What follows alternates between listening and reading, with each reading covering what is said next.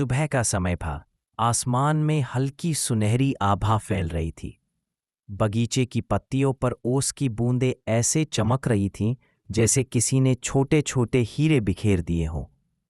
हवा में ताजगी थी और चिड़ियों की चहचहाहट वातावरण को संगीत से भर रही थी। इस बगीचे में तरह तरह के पेड़ पौधे लगे थे। कोई बेल जमीन पर लहराती थी तो कोई पेड़ ऊंचाई पर आसमान को छूने की कोशिश करता था।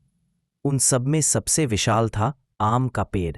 उसका मोटा तना, फैली हुई हरी भरी शाखाएं और उन पर लटकते पीले पीले रसदार आम, देखने वाले उसकी तारीफ किए बिना नहीं रह पाते थे।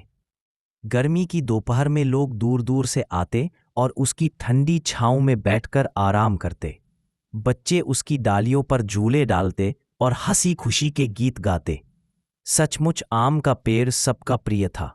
उस आम के पेड़ के बिल्कुल पास एक छोटा सा गुलाब का पौधा भी था। उसकी टहनियों पर छोटी छोटी कलियां थीं जो धीरे धीरे खिलने की तैयारी कर रही थीं। गुलाब सुंदर तो था, लेकिन आम के पेड़ की भव्यता के सामने वह अपने को बहुत छोटा महसूस करता था।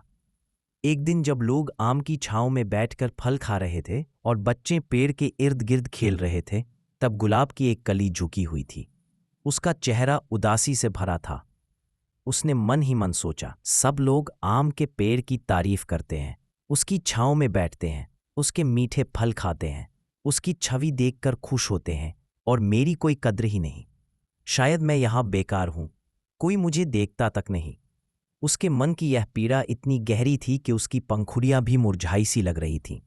इसी बीच बगीचे का माली अपने कंधे पर पानी का घड़ा रखे वहां पहुंचा। वह रोज की तरह पौधों को पानी दे रहा था। जब वह गुलाब के पास आया तो उसे झुका हुआ देखकर चौंक गया। माली ने पास आकर प्यार से पूछा, अरे गुलाब बेटा, तू इतना उदास क्यों है?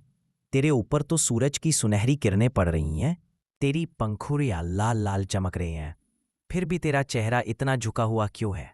गुलाब ने धीरे धीरे कांपती आवाज में कहा, बाबा आप जानते हैं ना, सब लोग आम के पेड़ की ही सराहना करते हैं, उसकी छांव में बैठते हैं, उसके मीठे फल खाते हैं।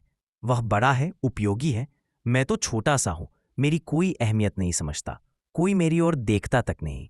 गुलाब की बातें सुनकर माली मुस्कुरा दिया। उसने गुलाब की पत्तियों को धीरे से सहलाया और बहुत प्यार से बोला, बेटा तू इतना छोटा होकर भी कितना सुंदर है, यह तू जानता ही नहीं। हर किसी की अपनी अपनी खासियत होती है। आम का पेड़ बड़ा है इसलिए छाया देता है, उसके फल मीठे हैं इसलिए सब खाते हैं, लेकिन तेरे बिना तो यह बगीचा अधूरा है। तेरी खुशबू से ही घर घर महक उठता है। जब लोग तेरी खुशबू पाकर मुस्कुराते हैं तो उनके चेहरे की रौनक कितनी प्यारी लगती है। और क्या तूने कभी सोचा है, शादी ब्याह हो, पूजा हो, त्योहार हो या किसी का स्वागत, हर जगह तुझे ही सजाया जाता है। अगर तू ना हो तो रंग और खुशबू दोनों अधूरे रह जाएंगे। गुलाब ने ध्यान से माली की बातें सुनी। उसकी आंखों में चमक सी लौट आई। उसे महसूस हुआ कि सचमुच वह छोटा जरूर है, पर उसका महत्व उतना ही बड़ा है जितना किसी और का। इसी समय एक बच्चा बगीचे में दौड़ता हुआ आया। उसके हाथ में एक छोटी टोकरी थी। उसने गुलाब के पौधे से एक फूल तोड़ा और उसे अपनी मां को देने के लिए भाग गया। गुलाब का दिल खुशी से भर गया। उसे एहसास हुआ कि उसकी मौजूदगी लोगों को खुशी देती है। माली ने हंसते हुए कहा, देखा बेटा, लोग तेरे बिना रह ही नहीं सकते। तू अपने आप में अनोखा है। कभी दूसरों से तुलना मत कर। तुलना करने से केवल दुख मिलता है, पर अपने गुणों को पहचानने से गर्व और खुशी मिलती है।